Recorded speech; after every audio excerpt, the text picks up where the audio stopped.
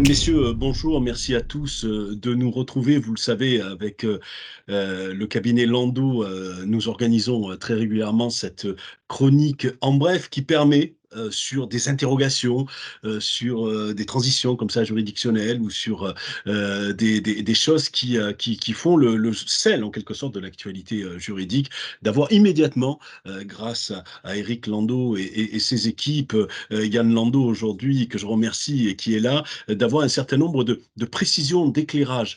Nous allons avec vous, avec toi, Yann Lando, évoquer la problématique des transferts de compétences eau et assainissement. Quelle perspective, quel blocage, quelles recommandations? Parce qu'il se trouve que les blocages sont là, que les interrogations sont nombreuses et qu'il était tout à fait urgent, nécessaire, justifié de faire ce petit point. Cher Yann, est-ce que tu peux nous replacer le contexte en quelque sorte de cette compétence qui va être transférée? Merci Stéphane. Oui, bien sûr. Au 1er janvier 2026, les communautés de communes vont rejoindre les comités d'agglomération, comités urbaines, métropoles, dans le transfert des compétences eau et assainissement, puisque après plusieurs soubresauts, il a été prévu, on ne va pas refaire l'histoire, ce Mmh. transfert de ces compétences aux comités de communes, avec différents impacts sur les syndicats, les communes existantes. On ne va pas rentrer dans ce détail-là, c'est pas la question. Mmh. Mmh. Mais c'est un transfert auquel il faut se préparer puisqu'il est obligatoire. Mmh. Alors, il est vrai que certains territoires, certaines communes pensent que peut-être qu'on aura un nouveau report, voire une annulation du transfert. Mmh. Aujourd'hui, ce que je constate, c'est que ni le plan eau ne remet en cause ce transfert. La loi, par contre, a prévu plusieurs ajustements qui permettent de neutraliser certains effets, hein, ou d'adapter en tout cas certains effets. La loi est beaucoup plus soucieuse aussi du maintien aux besoins des syndicats qui sont dans les communautés et va même maintenir de toute façon les syndicats qui sont à cheval sur plusieurs communautés. Donc, il y a eu beaucoup de changements. Mais Mmh. en revanche, je pense que l'échéance de 2026, elle est là. Et il faut partir du principe qu'il faut la garder en tête et donc s'y préparer. D'accord, très bien. Et dans un tel contexte, effectivement, ces territoires, essaient de savoir un peu comment ça va s'organiser et Mmh. donc pour accompagner ces transferts, il y a les fameuses AMO, qui permettent d'éclaircir, le terrain. Est-ce que, là-dessus, tu as un regard un peu panoramique? Comment ça se passe concrètement? Alors, je vais me prononcer à la fois en tant qu'AMO parfois, enfin AMO Oui, juridique, hein, je bien n'ai pas sûr. prétention de faire le technique ou le financier, les partenaires pour ça, et à la fois en tant que soumissionnaire parfois. Mmh mh. Ce que je constate, c'est que le problème, c'est que toutes les communautés sont concernées, ou presque toutes, par ce Mmh. transfert en 2026. Donc en fait, il y a aujourd'hui une concurrence qui se fait entre territoires. Et de ce que je constate, c'est que souvent les cahiers des charges sont assez lourds, Mmh. très lourds au niveau technique, et que du coup, il y a une saturation aujourd'hui du marché qui se fait. Ce qui fait que clairement, je vous donne un exemple, hein, mais il y a souvent des bureaux techniques ne peuvent pas répondre, trop d'appels d'offres en parallèle. Et surtout, c'est que chat échaudé craint l'eau froide, comme on dit. On constate que souvent, il y a des missions avec des gros volets techniques, de Mmh. diagnostic des ouvrages, de gros volets d'état des lieux, qui sont pertinents sur le papier, Mmh. qui sont même bien financés parfois par les agences, et c'est tant mieux. Mais Mmh. en réalité, on est confronté souvent dans les missions à des blocages parce que vous avez des communes qui ne veulent pas donner les informations, ou Mmh. les informations parfois n'existent pas.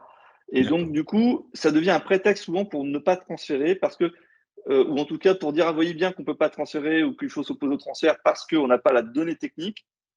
Alors qu'en réalité, je pense qu'on prend souvent le problème du mauvais sens Mmh. quand on a cette approche. D'accord. Est-ce qu'on sait pourquoi, Yann, les communes sont autant attachées peut-être que sur cette compétence que sur d'autres compétences? On le sait, il y a une explication, je sais pas moi, culturelle, psychologique? L'eau, bien entendu, c'est vital, on le sait très Ah, bien, mais voilà, c'est ça, hein, on est là, hein. Mmh mh. oui, oui. À la fois, c'est normal. Les Mmh. communes ont eu beaucoup de transferts de compétences, donc ce qu'on entend souvent, c'est: «Que reste-t-il de nos compétences aux communes?» Et pour moi, un transfert de compétences eau ou assainissement, il ne faut pas le faire au détriment de la commune ni du territoire. C'est-à-dire que la commune, même si la compétence elle est communautaire, parce que les usagers, après tout, Mmh. Mmh. c'est pas, eux, ça leur est égal de savoir à quel niveau est géré le service.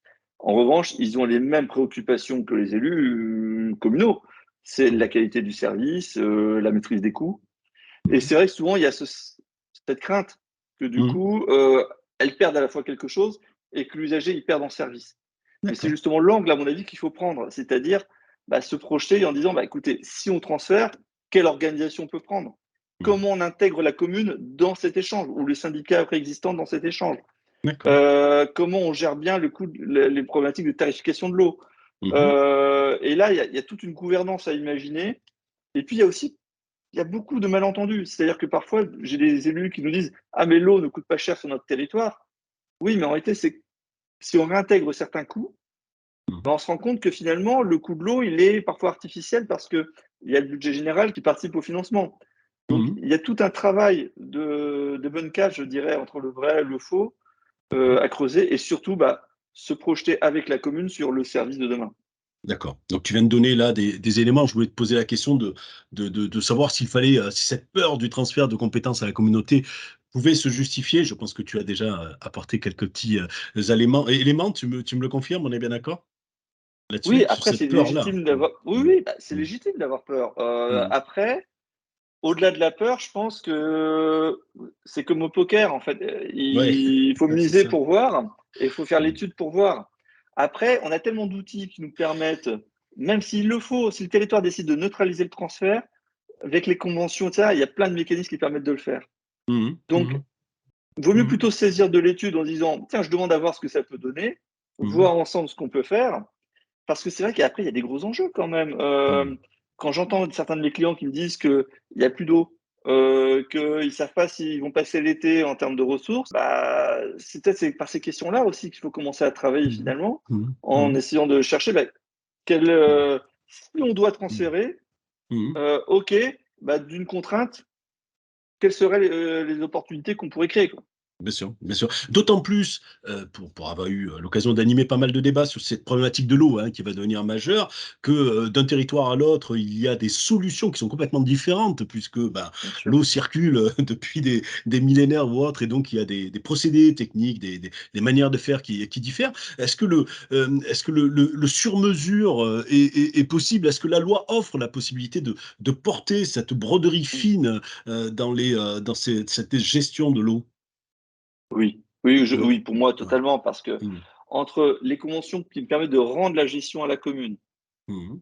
les conventions qui me permettent de maintenir des syndicats entièrement dans mon périmètre, mais aussi les outils qui me permettent de retravailler sur les syndicats. Et c'est ce que je fais souvent en ce moment, c'est-à-dire on retravaille sur les syndicats existants, mais on regarde un petit peu les zones blanches, et comment on peut faire évoluer les Ouais, syndicats, certains des d'accord. rapprochements. En fait, aujourd'hui, il n'y a pas un territoire où je ne me retrouve pas à avoir 5, 6 scénarios possibles. Et Mmh puis mh. avec les élus, bah, on joue un peu à un jeu de qui est, c'est-à-dire que Mmh. par élimination, on essaie de trouver bah, la bonne structuration Mmh. qui Mmh.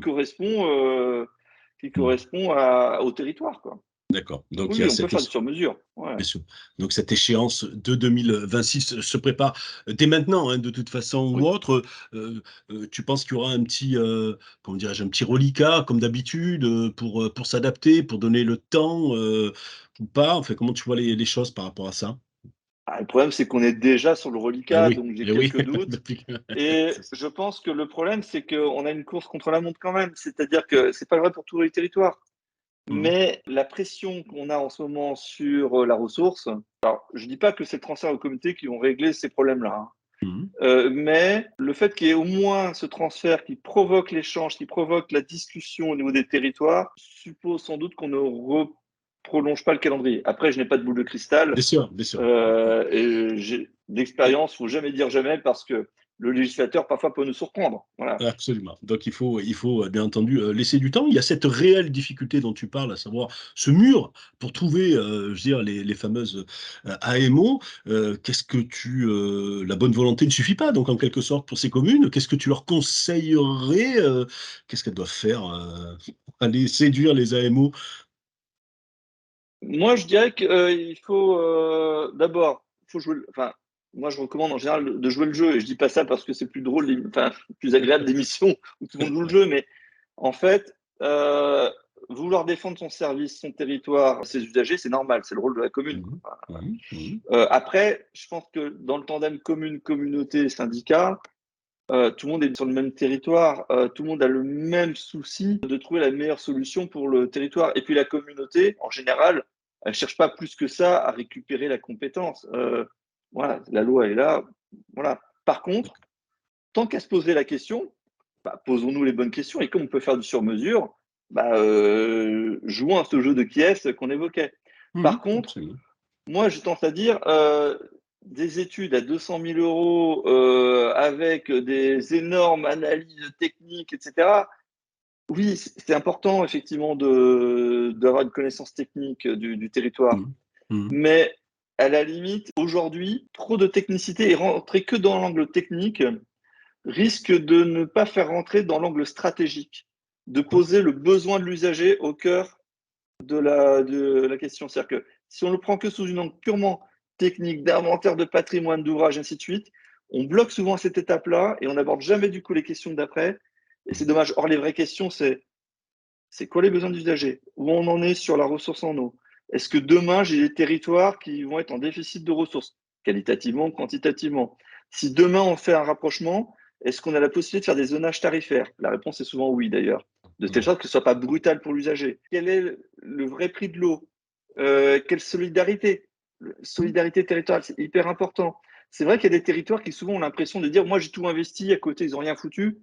C'est peut-être vrai, mais je pense qu'on peut aller au-delà de cette Bien sûr. réflexion. Bien sûr, je comprends. Et si on met l'humain, si on met l'usager au cœur des problématiques, C'est tout le de suite, grand ça devient un sujet ouais. intéressant et on fait de la vraie belle politique, quoi. D'accord. Dernière question, plus peut-être au citoyen que tu es, engagé de fait compte tenu de ta connaissance de ce dossier, plus que l'avocat. Tu parles, du citoyen, de l'usager à investir, à interpeller un peu plus dans cette affaire-là. C'est pas le cas pour le moment. Je veux dire, on a, toi comme moi peut-être ou d'autres, l'impression que le robinet s'ouvre et que l'eau coule. Est-ce que, c'est quand même ça aussi qu'il faudra un jour, poser, dans les débats pour que vraiment la prise de conscience soit réelle, quoi. Il va falloir le poser, d'autant plus que bon, voilà, il y a l'état de la sécheresse, et ça fait plusieurs années qu'on a des problèmes en la matière quand même. Plusieurs de nos clients, ça fait des années où ils sont à la limite de la rupture pendant l'été. On a des usages qui sont parfois déraisonnables pour certains usagers. Ouais. On a une grosse pression sur les différences d'usage, hein, entre Mmh. le service public d'eau potable, les usages agricoles et autres. Et tous ces besoins alors, ils sont pas tous d'égale importance, mais en tout cas entre l'usager et l'usage agricole, ils sont tout aussi importants probablement. Et il faut réussir à concilier tout ça. Il y a un C'est vrai pas enjeu simple. aussi autour du coup de la planification, ainsi de suite. Il y a un enjeu qui est même d'ailleurs demain sur un territoire de réussir à parler d'une seule voix pour exister dans le cadre de ces futures planifications. Puis je constate aussi une chose, c'est que là, les textes de décembre dernier renforcent la qualité de l'eau, prévoient que je dois identifier les vulnérabilités sur mon territoire et apporter des solutions pour ceux qui n'ont pas assez accès à la ressource. Enfin, clairement, on est en train de se préparer à des pénuries. Petite D'accord. anecdote, ce matin, je prenais ma douche, ouais, ça m'arrive, et coupure d'eau. Bah, c'est marrant, j'ai comme eu l'impression de vivre par anticipation peut-être les situations qu'on aura dans une dizaine d'années si on ne fait pas attention. D'accord. Voilà, donc je pense que oui, l'usager n'est pas encore conscient, mais quand on discute avec les services, les risques de pénurie sont bien réels, donc il faut s'organiser en conséquence. Merci, Yann Landau pour toutes ces précisions et merci aussi de nous avoir fait rentrer dans l'intimité en quelque sorte de, vos ablutions matinales, pour, pointer, effectivement cette raréfaction qui devient une réalité. Merci et rendez-vous donc à un prochain En Bref avec d'autres questions comme ça qu'on abordera avec Yann Landau et Éric Landau et d'autres avocats du cabinet, Landau Associés. Bonne journée à vous tous. Merci beaucoup. Merci.